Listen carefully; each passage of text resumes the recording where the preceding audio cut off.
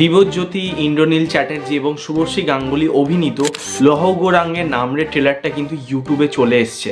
কেমন লাগলো ট্রেলারটা? তো দেখুন, এই সিনেমার যখন দিয়ে টিজার এবং গানগুলো এসছে প্রত্যেকটা মেটেরিয়ালই কিন্তু ভালো লেগেছে আমার। টিজারটা মোটামুটি লাগলেও গানগুলো কিন্তু আমার খুবই ভালো লেগেছিল এবং এইরকম একটা মাইথোলজিক্যাল বেস সিনেমা আমরা অনেক দিন কিন্তু বাংলায় পাইনি। তো যথারীতি সিনেমাটার ব্যাপারে কিন্তু ইন্টারেস্ট আমার যথেষ্ট পরিমাণে ছিল। কথায় যদি বলতে হয়, ট্রেলারটা কিন্তু আমার কাছে বেশ ভালো লেগেছে, বলতে পারো অসাধারণ একটা ট্রেলার কিন্তু আমার লেগেছে।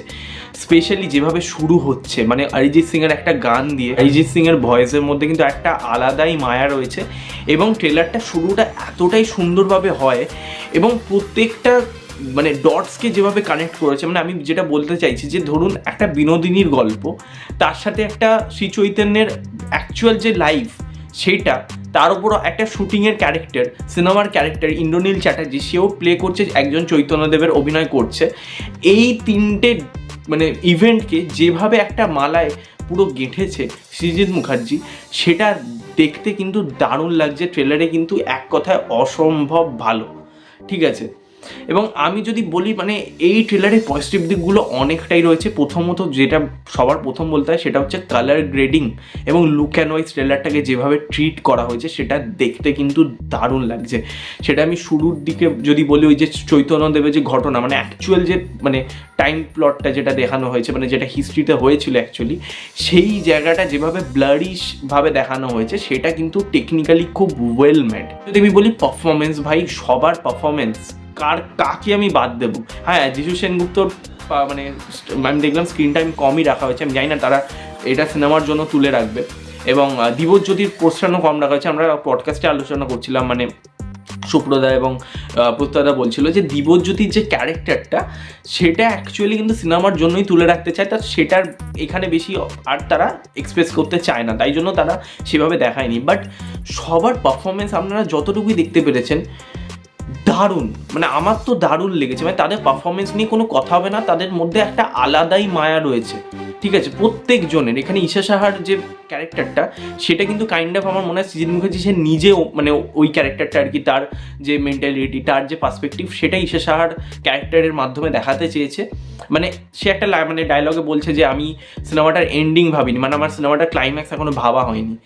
তো সিনেমাটার সাথেই খুব মানে অ্যাকচুয়াল যে লৌহ গোরাঙ্গের নামরে সিনেমাটা, তার ভেতর তো আর একটা সিনেমার গল্প দেখানো হবে, শুটিংয়ের গল্প দেখানো হবে, তো সেইটার সাথে কিন্তু এটাই রিজেম্বল করা হয়েছে আমার যেটা মনে হচ্ছে, ঠিক আছে। হয়তো হতেই পারে যে মানে দুটোর গল্পই কাইন্ড অফ সেম এবং দুটোই যেভাবে শেষ হলো, মানে শুটিংটার যেমন সিনেমার এন্ডিং প্রপারলি হলো না, তেমনি কিন্তু অ্যাকচুয়াল সিনেমাটারও এন্ডিং ঠিকঠাক হলো না, এটা হতেই পারে। আমি গেস করছি, এবার দেখা যাক কী হয়। আর যদি বলতে হয় ভাই, গানগুলো প্রত্যেকটা গানের মধ্যে আলাদা মায়া রয়েছে, আলাদাই একটা মানে ভেতর থেকে একটা স্পিরিচুয়াল থিংস, একটা স্পিরিচুয়াল কানেকশান, একটা ইমোশনাল কানেকশান কিন্তু তৈরি হচ্ছে গানগুলো শোনার পর, এবং সিনের সাথে কিন্তু খুব সিকোয়েন্সগুলোর সাথে কিন্তু খুব প্রপারলি অ্যাপ্রোপ্রিয়েটলি ব্লেন্ড হচ্ছে, ঠিক আছে। এবার যদি আমি বলি যে এই ট্রেলারটা আমার কাছে এখনও পর্যন্ত কিন্তু খুব ভালো লেগেছে, ট্রেলারটা যথেষ্ট ভালোভাবে কাটা হয়েছে এবং দেখতে খুব ভালো লাগছে।